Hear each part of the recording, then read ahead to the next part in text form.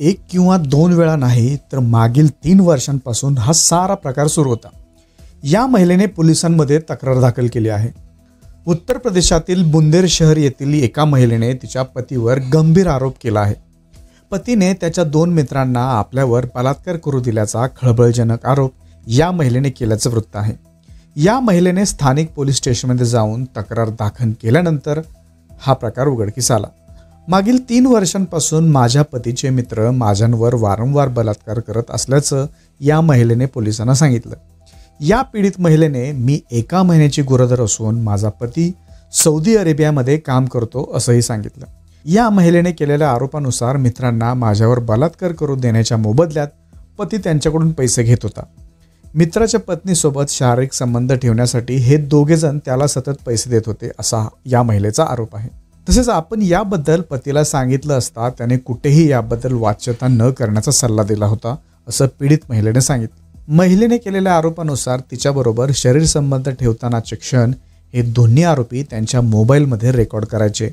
त्यानंतर हा व्हिडिओ ते महिलेच्या पतीला पाठवायचे। महिलेचा पती सौदी अरेबियामध्ये पत्नीबरोबर मित्र शारीरिक संबंध ठेवत असल्याचा व्हिडिओ मोबाईलवर पाहायचा असंही पीडितेच्या तक्रारीत म्हटलं आहे। या महिलेने 2010 साली आरोपी पतीबरोबर लग्न केले असून दोघांना 4 मुलं आहेत।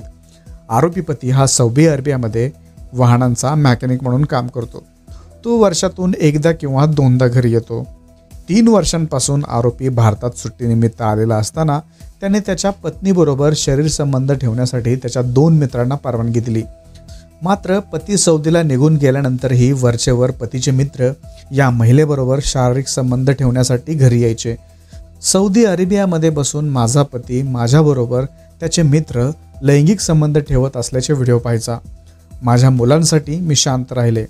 पतीने मला घटस्फोटाची धमकी दिली होती असं पीडितेने सांगितलं। या साऱ्या प्रकाराबद्दल पीडितेच्या माहेरच्या लोकांना नुकतंच समजल्याचं पीडितेच्या भावाने सांगितलं।